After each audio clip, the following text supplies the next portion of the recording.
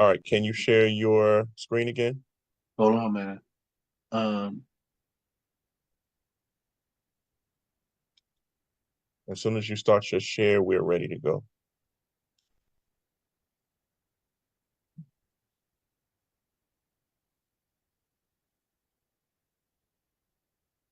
can you see my share? Not yet. All right, it's here now and it's ready. Okay. All right. Assalamu alaikum warahmatullahi wabarakatuh. Good afternoon, my dear audience and guests. My name is Amir Muhammad. I'm the president and curator of America's Islamic Heritage Museum, and this is the second part in a four-part series during the month of Islamic Heritage Month during October 2024, talking about the history of Muslims in America. Today, we're going to take a look at the Muslims of the 1800s. Last week, we looked at the Muslims of the early legends and up to the 1700s. Today, we're going to look at the Muslims of the 1800s. And within them, we're gonna see towns. We're gonna talking about individual personalities, some of the early Muslim communities that was here and reported about in the 1800s, by the 1820s. Reports of Muslims in Georgia, on the coast of Georgia. But before we begin, I wanted to point out two court records. During part of my journey in researching my family history, outside of South Boston, Halifax County, Virginia, looking at the court records, you see this guy named Thomas Hawk, Haqq. Hawk is in Arabic means truth. So we know that there was a guy named Thomas Hawk that was a free man, living in and recorded as a free person in March 25th, 1827. And to the right of him is my earliest ancestor, Isaac Freeman. He was born free. Describes how tall he was. He was born free in the 1790s. This is reports in the 1824. Another and reason why I want to talk about that because our history ties into our own personal family history. So I think it's very important that we also take a look at our own family history. We would be surprised at the different connections. Now, this here is one of the earliest known Muslim personalities that was recorded in the 1800s. His name was Yar Mahmud. He came up out of Guinea, out of Futu Jallo. And he was enslaved in 1752. Uh, and he was got his freedom in the 1800s. He's brought his son's freedom. He owned property. He had a hauling business, and the house that he had owned, they tore it down and somebody rebuilt it. So on the right hand side, you see a plaque honoring Yara Mahmoud and his presence.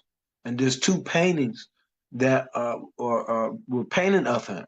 One hangs in Philadelphia Historical Society, one on the right, and one on the left hangs up in Washington, D.C. Public Library in the Peabody Room in Georgetown.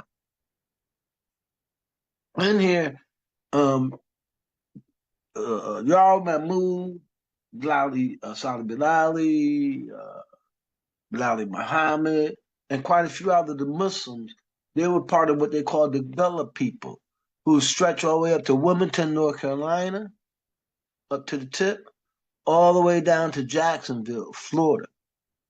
In there, you find different reports of different Muslims either writing Arabic, or either praying, not eating pork, not drinking alcohol, some means of them being reported. And when the early part of the Gullah people culture, they was called those Galala people, those people that believed in Allah. A lot of the Gullah people they brought in out of Senegal, Gambia, and Sierra Leone to do rice, indigo, and cotton. And in that area in South Carolina and in Georgia, they made millions and millions and billions of dollars for these people. That the rice was the gold of the South during that time, produced by these Gullah people. I mean, the Gullah people had lived on these isolated islands all throughout the Berry Islands in North Carolina, South Carolina, as well as Georgia. Now, here, this is a record of the transatlantic slave trade by numbers. And these numbers we got out of South Carolina, the African American, in Charleston, the new African American museum. They said that the slave trade, the international slave trade, there was two forms of slave trade. One was international slave trade through transatlantic, and the other one was the domestic slave trade, which was started after 1808. They was still having producing slaves, still having slaves going on.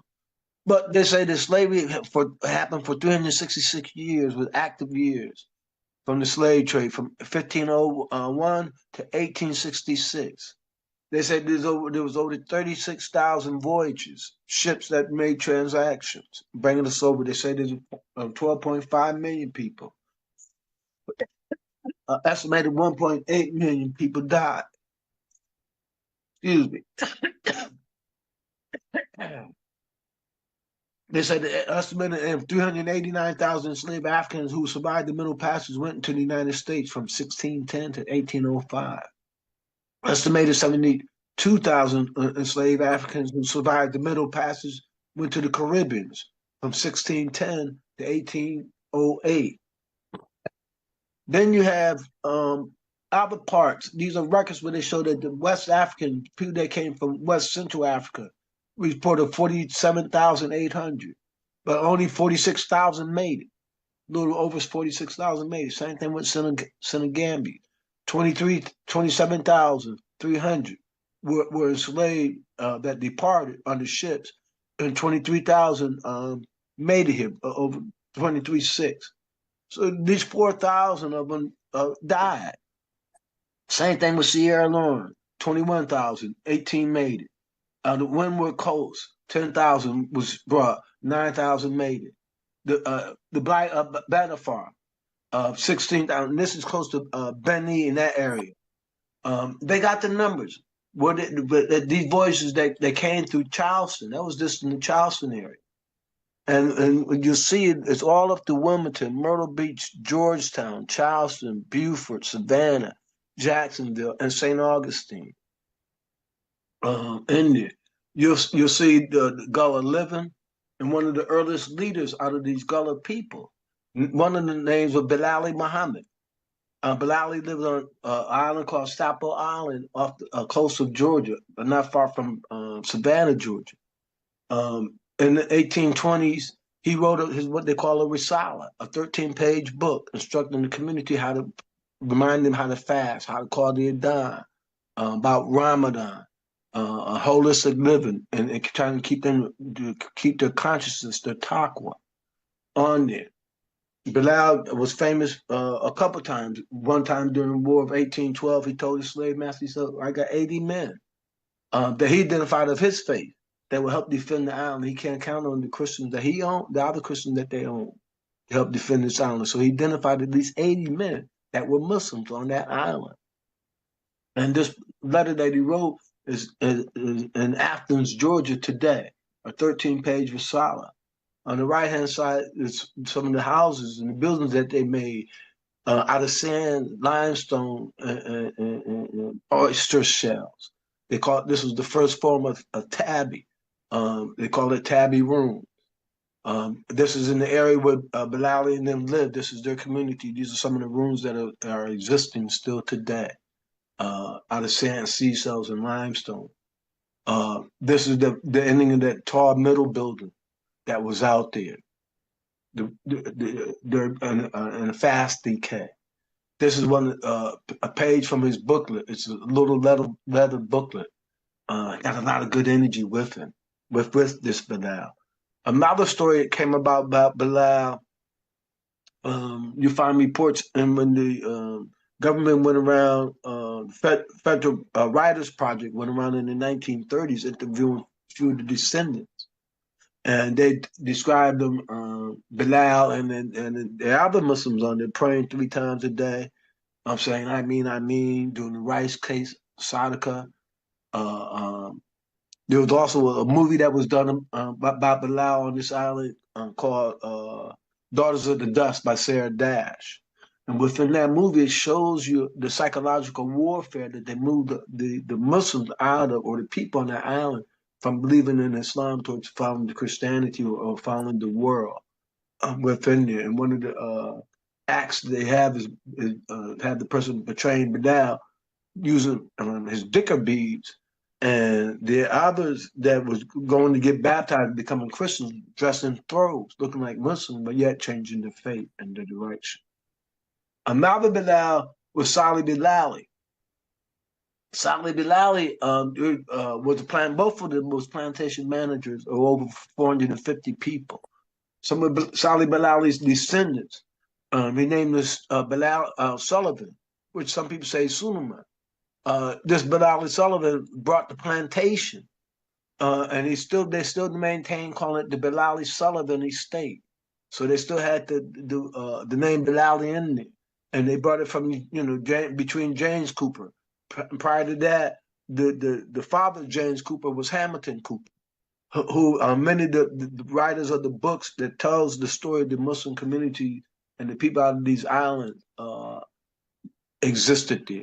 Now these are just some of the pages from Drums and Shadow. Remember them praying 3 times a day, heads towards the sun. Spain's I mean when they finish. Some saying Assalamu alaikum. They remember some of their traditions that their family had maintained. And within there, they also maintain giving the children for generations Islamic names. Here, Bilal is reported that he was up in here in 1808. And then this is like 40 some odd years later. They still giving their children Islamic names. You got Tamir, you got Ishmael. This Barkis, I believe could be Barkir. You got this another Barkis, then you got Fatima. This Billy is probably Bilal. You got a Fatima, a Muhammad, Esther. This is one of Bilal's children. Benna. Then you got Peggy. This is another daughter of Bilal. And these brothers are blacksmiths. You got an Ishmael. You see how they spelling this Bilali. You see Coffee. And she says they're a Fula. You see Sambo. These are just some of the Islamic names that they maintain going in there. You see another Fatima. You see a Benna, Amirta. This Amirta is the same name that Harriet Tubman was born with. That was the name she was given with. And then she took on her mother's name. Then you got Suleiman. Here you got a Muhammad. You got another Fatima. You got Suleiman. So you see that they maintain giving some of the children Islamic names. Now in the records in the 1870s, I looked into the census records to see, 1870s is the time when we got our freedom. So in the 1870s, there was 318 people that was got their freedom that was from Africa, that was enslaved. There was 318 of them that survived. And they're listed, and they came from Guinea, Upper Guinea, Algeria. They tell you the different places they come from. You see the Guinea, you see Algeria, you see Africa, and they let you know when they was born, the age that they was born in there. I thought that was very unique. Here you see another one, Benjamin Baker, which is probably Bakir. They came up out of Africa. And here, this is still out of the book Drums and Shadows. And they're talking about it. And Toni Morrison went down there interviewing it. Margaret's husband Bilali was an African, says Katie. And then they talked about the rice cake that they would give out to the children. So there were some of the rituals that they was able to maintain. She remembered her grandmother Ryan praying. When she finished praying, saying, I mean. There's many different reports of them praying. And now another thing that you find amongst the Gullah people that's very, very unique with a lot of Islamic and African tradition. And there's, before, as part of the spiritual tradition, one of it is seeking. When you say you want to become a member of the church, you're seeking God. So they send you out into nature. And you have to come in tune with nature and realize God's revelation to you before you could even become a member. Then another piece that they have is what they call call and respond. You know, we hear in a Christian church, the preacher man said, "Can I get an amen? Amen. Can you get this?" You hear that, but in Islam you hear the same thing. The first call and respond is what? Didan. Allahu Akbar, Allahu Akbar, Allahu Akbar. Qakamati Salat, right? Come to prayer. Hayla Salat. Come to prayer, come to success. You know, it's call and respond. Another call and response we have. Takbir. We say takbir, you're gonna come back and say Allahu Akbar. Call and respond. There's we say Prophet Muhammad. The next, for many of us, the response is going to be Salat Islam. So there's that call and response within that nature, that and a tradition that they carried on. Another thing that they carried on is the ring shout. The ring shout is a tradition that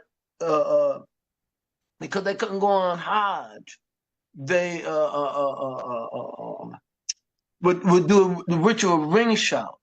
Now here, if I could get it, I want to just show just a few minutes of a clipping where that they had some guests come out to visit this plantation, and then visiting this plantation, they had these children do the ring shout, and within this ring shout, it's a silent video. Within the ring shout, you see them going in the circle, but yet they're also holding their hands within prayer. And while they're doing that, you can see it right here.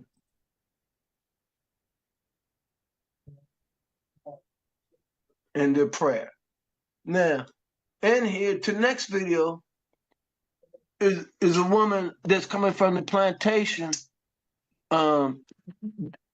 Bloomfield Plantation. Wait, Bloomfield Plantation. well, I don't do. I just asked everyone, how you doing? And that's how we greet you in Gullah. Either we'll greet you by saying, praise the Lord, you know? And I'm fine. And when I be asked how you doing, I probably might say, well, I know what's going on. I'm so glad all the Hana enemy and rabbi me Gullah. Okay, because it won't be clear through it, I just want to get to hear just a piece of it. And that is on Bonneville Plantation, which they still have not some of the slave houses, and that's part of the program that they had. Now, within their churches, or when they first started out, they were called praise houses, which they would go make salat, take some quiet time, meditation time. It was more solemn. It was more of a prayer place than what we know as a church place. These are some of the Gullah people today, or back in those days, still wearing their wraps and their garbs. And they was called those Gullah people, those Gullah people. And here, this is a group of them in the Jacksonville, Florida area. You see the sisters dressed in layers. And you see the brother on the right, you can see it with a kufi on, as well as an African garb design within his clothes that he has. And this is on a plantation within Jacksonville, Florida. There's other reports of the Gullah people, the women of Muslims, not only having their head wrap, but having dhikr beads or prayer beads. They call, they use the word juju beads in there. In another African American book, they describe 5 women in here having the prayer beads. They have a very rich tradition of making seagrass baskets. And some of this tradition still exists today. These are up to the top right is the first hospital built by African Americans for African Americans. During the Civil War, Harriet Tubman was there. The Nurse King was there. It is a golf course today. And very few people could go on unless you have families within it. This is a Morris house within Jacksonville, Florida, on Bay Street. You see the Islamic architect work within there. There's churches. This is the first African Baptist church in Savannah, Georgia, on the 2nd floor of its pews and on its pulpit. It has this Ajami script, Arabic script, written by the Africans with not only with Arabic, but with African dialect used within it. All the pews on the second floor. There's another church in Savannah, Georgia. I found the second African Baptist church I found very unique. At this Baptist church was where they gave out that General Order 15, which was the order that said that there was going to give us 40 acres and a mule. And this church still exists today in Savannah, Georgia, and this is part of the building of it. Now we're also in most recently we was down there on the island of Saint Simon. Saint Simon is the island where Amadou Audrey was murdered at. But also on that island is where the last slave ship came, the Wanderer. And they just developed a little park or a section telling that story of the Wanderer being the last slave ship coming in here, and some of the people that are part of it. There's one of my relatives of mine that's descended from these wanderers on this island, which is in Jekyll Island today in Georgia. This here I found very unique. This is some of the Gullah musical tools that they use. You know, and you go on the street in most cities, big cities, and you see the brothers with the cans and the sticks and making their sound, making their music, using the tools of the things that they have convenient to them. And these are some of the tools that they use to make music. Another piece that I found in my journey amongst the Gullah people is the largest slave cell. You know, in there, it was a guy named Pierce Butler out of Georgia. And the reason why I tell this story in here, this tombstone down here, which says Sambo Swift, where the curse is at, is the first tombstone that we found with the one finger on it. And the story states how it comes about. There's a movie about what they call the Fanny Kimball story. And she talks about how she married this European, this plantation owner. She came up out of Philadelphia, and he went broke, and he had to sell all those people that he had enslaved that came freshly out of Africa, all but the old ones or those that were sick.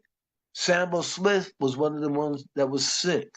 And one thing that I found unique about this Sambo Swift's tombstone, I found this tombstone in between the two Bilals, Salih Bilali and Bilali Muhammad. And we know about the story of Bilal ibn Rabah during Prophet Muhammad time, Sallallahu Alaihi Wasallam, that Bilal, when he was converted to Islam, his slave master tortured him. And all he could say was Ahad, could say Ahad no more, put up the one finger. Muslims do that today in the Tajihu Salah. And so I found that very unique, that this tombstone with the name Sambo Swift was on there, and it was on Butler's Island, you know, Butler's plantation. And he worked as a carpenter. This is his 1870 census record. And this is his 1880 record. He died 4 years later. And his wife and his son. But his name was Sambo Swift. And this is his wife's record in the 1900 when she was a widow.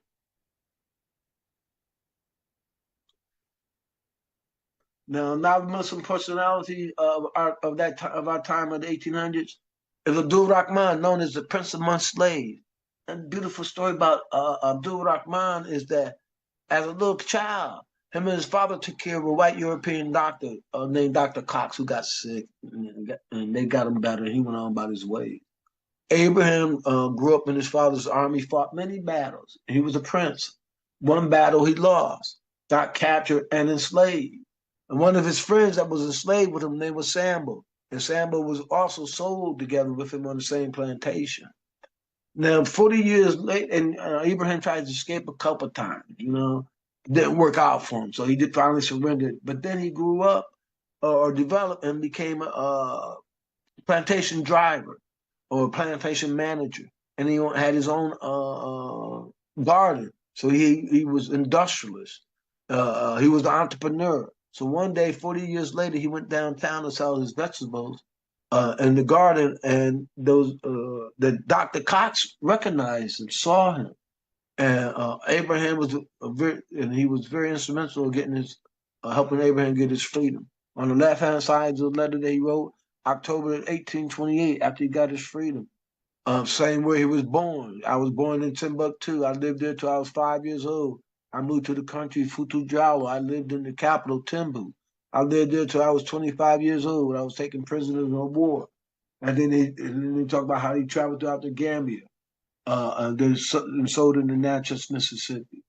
This other letter it was written also in 1828. It's in Philadelphia.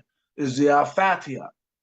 And then you know what's when it was revealed, the timeline, the surah was revealed as well. And he wrote that in December. Another group of people that the Muslims lived amongst was called the Seminole Indians in the Florida area. One of the leaders of the Seminole Indians was Abraham. He was the leader of some of the Seminoles. This is a photograph of Abraham here. This is him up here. And he was a translator for them. Now, with these Seminoles, they had two forts. One, they had a fort they called Fort Moose, or what some say Fort Musa. The other one is called Fort Negro, okay? And there was model communities. There was communities that many Africans wanted to run to seek refuge, to seek their freedom, because then within these areas, that the Africans were being successful at having their own, developing their own, to the point that even Andrew Jackson didn't like it. And that's when he started what they call the Gullah Indian War. So these are some of the photographs of Seminole Indians, Ibrahim, living amongst them. And these are them still living up in the early 1900s, at the turn of the century, 1916. Tom Tiger, Billy Bowleg and his wife, still living out in the bush and in the swamp with the feathers and layers. Another personality that I like we talk about in this period of time is Harriet Tubman. Harriet Tubman was a believer. Harriet Tubman said that she moved by the inspiration of God. She waited for God to inspire her and to move her. And it is reported that her parents would fast every Friday. I know someone today says Safalah because you're not supposed to fast this on a Friday. But they couldn't do nothing else. There was no mass, there was no place to worship. There was oppressed, suppressed. But on Fridays was this special day that they would fast. And in most pictures you see Harriet Tubman either wrapped. You see also in the museum in the hand with her hands folded in the Muslim dua prayer. And she was a woman of faith. She was a woman of belief. Another thing that we find in the Eastern Shore area, where Harriet Tubman come up out of, Frederick Douglass come up out of there, are the churches. The Europeans used to look at these churches as very unique churches. They thought they was Gothic churches. But how would an African or these Africans know anything about Gothic? They knew about masjids in West Africa. So they designed the churches like a masjid. You see the minarets? You see the architect in the windows? You see the Islamic architect in the here, in the doorways and in the windows and the minaret. Same thing with here. And this one, you got two doors, one for female and one for male. And one of the things they thought that was very unique. One of the things, this is a church that put in this new windows. So you got modern windows, they're all square. But in what they call the minaret right here, they did this Islamic design and left it up in there. And not to say that they know. Now, and one of the first houses that was designed and developed in the United States was in Bridgeport, Connecticut, on a street called Ireston Avenue. Designed and developed by P.T. Barnum, the brother that did P.T. Barnum Bell Circus. He built this house, marveling after the Royal Pavilion in England. But it burnt down in 1857. This was existence short about 9 years. Then it burnt down. But on the top, you see his museum, and you still see the Islamic dome, and you still see the design of the minaret. Traveling through Connecticut from Bridgeport to New Haven, you'll see this museum on your left-hand side. We found census records, people with Islamic names in census records coming from all around the world. And here on my left of the screen, you see a guy named Henry Allah coming from Ireland, age 21. I repeat, and living in Ohio. His name is Henry Allah, which is probably Abdullah, coming from Ireland. We found about 7 different census records with people with Islamic names. One of them I could think of, remember, is Kate Islam, coming from Ireland. So we went to Sheikh Google to go figure out Muslims in Ireland. Nothing comes up. Moors in Ireland. The Moors conquered southern parts of Ireland, and many of the Irish people converted to Islam.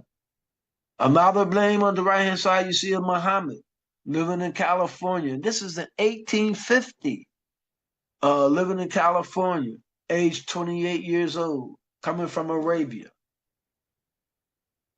We looked at other census records of the 1850s and the 1860s in North Carolina, looking for people that were born and came up out of Africa. From there, we found quite a few people, some from Burkina Faso, from Burt, from Guinea, Gambia, and a person from Afghanistan. We found living out of North Carolina and parts of South Carolina. In South Carolina, there was in the 1860s, there was 19 free people that was born in Africa. They came from Mali, Sudan, South Africa, and Mauritania. You can see it. This person is from Mali. This is from Sudan. There's another person from Mali. This is in the 1860s. Census records. So they was enslaved, but yet they got their freedom, while some Africans were still enslaved. Another famous Muslim personality out the 1800s is Omar ibn Said. He was a scholar. He a traveler. He made Hajj before he was enslaved and captured. He wrote his own story, his own autobiography. They told us we couldn't read and write, but he wrote his own autobiography in Arabic. And he wrote over 13 letters in Arabic. He showed not only scholarship, but he showed spiritual awareness or spiritual awakenedness. Some would call it Sufism. You'll see him using amulets and different signs and symbols in his letters for protections, for energy, and being in tune with nature. His autobiography today is at the Library of Congress. A friend of mine, may Allah have mercy upon him, had passed. He was a Muslim, Derek Bird, who owned that autobiography, and he sold it to the Library of Congress before he passed. Another unknown Muslim personality out the 1800s is a Muhammad family.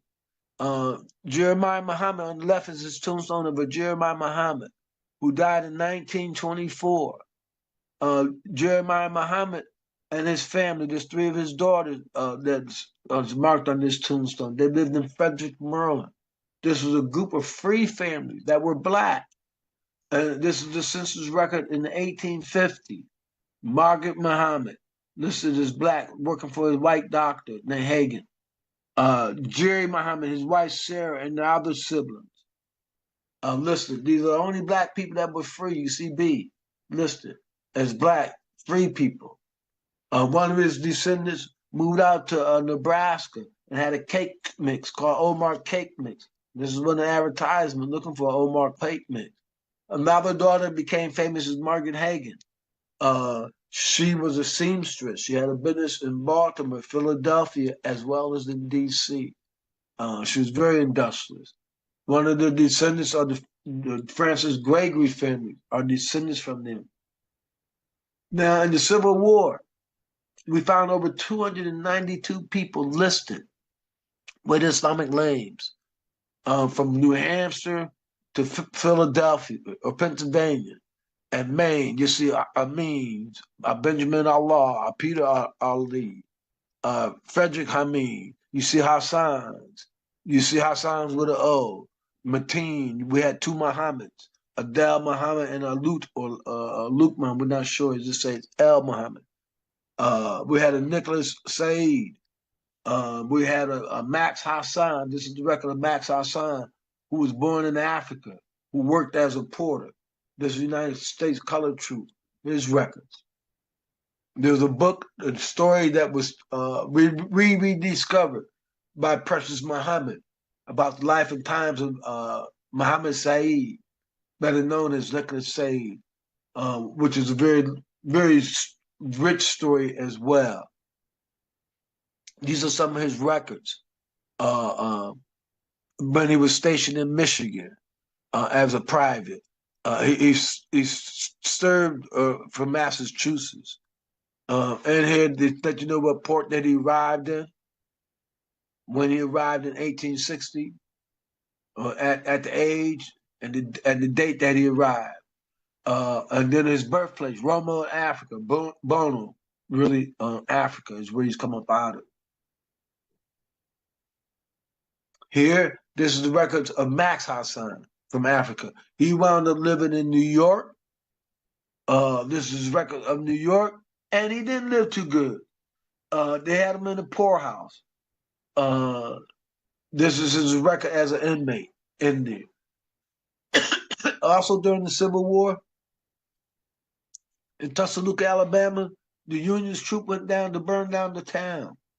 The librarian said, "Can we save some books?" They said, "No. You can save one book." And that one book that he went and saved was this Quran. This Quran still exists today in Tuscaloosa, Alabama. It says this is the only book that was saved during the fire, during the Civil War. Excuse me. Now, this is one of the most recent, unique discoveries that I found. I found it to be unbelievable. These are a group of Muslims that fought in the Civil War. There were soldiers wearing Zolvi uniforms, and this is a battle that was depicted in 1862, which they helped win in Alexandria. Zolvi's heritage was North African, running back to the indigenous Berber fighters who served as Arabs, Deys, or rulers in Algiers. You can see the uniform. This is one of the depictions. Now, in the museum, the Civil War Museum in Fredericksburg, it talked about one of the privates, George Murray, who had one of these uniforms and wore the uniform. And what it happened to be, a lot of them was immigrants that didn't have the American citizenship, but they got the citizenship after the battle. You can see them with their turbans. Many of the pictures, we think that they are Union troops, but they're not. This is the uniform that's within that museum. Now, I went to another museum in Bermuda. In Bermuda, the guards, the training of the guards at the fort wear the same uniforms. The Moors in Bermuda, they wear the same uniform. Then we was in Dafuski, in South Carolina, on the islands. They had, in one of the museums, they had the story of the Azoris and their uniforms. Now here's the black and white of them. You see them; these are Civil War war heroes. Some had their citizenship, some did not. You can see them in their uniforms, in their clothes. This is that in the museum in the Dafuski Island. That there was help as protectors and liberators. This is going back to the story of what I talked about, Pierce Butler and Samuel Swift and the Tombstone and the Weeping Time story. Another Muslim personality we see in American history is Hajj Ali. He was a Lebanese Syrian. He's part of what they call the camel herders. When he died, they made this pyramid and put a camel on top of it. They nicknamed him Hajj Ali. There's a couple of television shows that talk about Hajj Ali and the camel herders. There's at least 5 of them. Another one was named George, but he better known as August Muhammad. We found these tombstones with the one finger all up and down the United States, from Maine to tip of Florida to Kansas, and then and as far out west or out into Tennessee and into Canada. These tombstones with the one finger on. We found tombstones with the name, it's spelled in English, Usman Rahman. Rahman, they spelled it Rockman, but Rahman. These are tombstones we found in a town called Mecca, Indiana. It's written in Arabic, but it's done in the old Ottoman script, which was demolished in 1923. Here you got more tombstones. These are tombstones of Albanian Mohammedans who died up in Maine. There's this town, Mecca, Indiana, which we just talked about the tombstone. There's two cemeteries. One is called Arabian Cemetery, and one is a family cemetery called the Hickson Cemetery. And the Hickson Cemetery is where we found the Arabic tombstones, as well as in the Arabian tombstone we found one finger. From Mecca, Indiana to Cherry Hill to Bloomington, Indiana, we found these 7 cemeteries. They had tombstones with the Taid on it. And here, this is a map of the 3 towns that this group of Muslims helped establish the Ben Ishmael tribe, called Morocco, Illinois, Muhammad, Illinois, and Mecca, Indiana.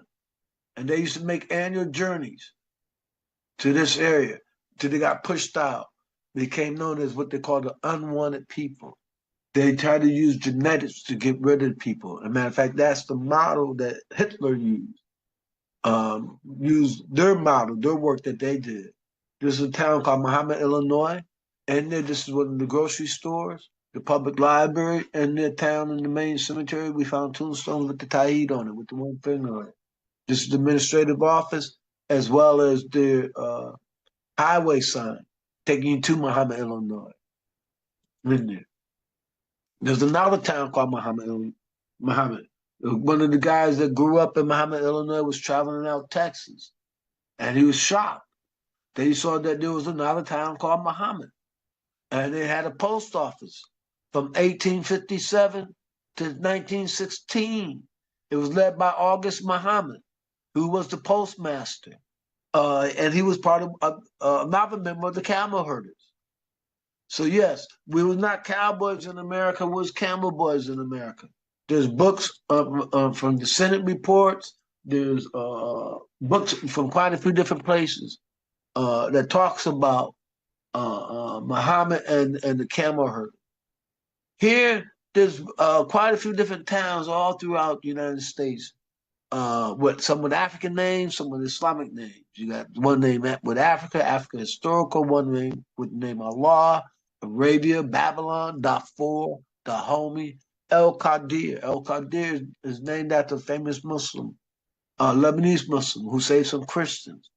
And the people in that area named the town after him. Matter of fact, even President Buchanan gave him some guns in honor of it. You got a guy named Ishmael. You got New Medina, New Palestine, New Lebanon. You got 29 towns with the town just named Lebanon, 19 with Cairo, 17 with Egypt, 13 with Jordan. We got Muslim names all around. But we come to a close on this early form of the presentation. We pray and hope that we was able to share some enlightenment, some understanding about America's rich history and the contributions of Muslims in America. We'll open up if there's any questions.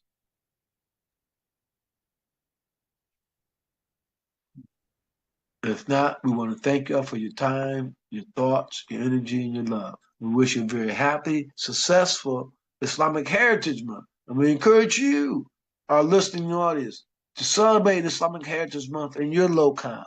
Make people become aware that we're part of the American fabric. We're not nothing foreign, nothing new, but we've been here. And we contribute to the success of American society. So our next presentation will be the next Thursday. We're doing all this month, throughout the month of Islamic Heritage Month, on Tuesdays and Thursdays. On Tuesdays, they're at 3, and on Thursdays, they are at 4 o'clock Eastern Standard Time. We thank you for your time, patience, and understanding. Assalamu alaikum wa rahmatullahi wa barakatuh. Wish you much peace, love, and joy. Alaikum salam.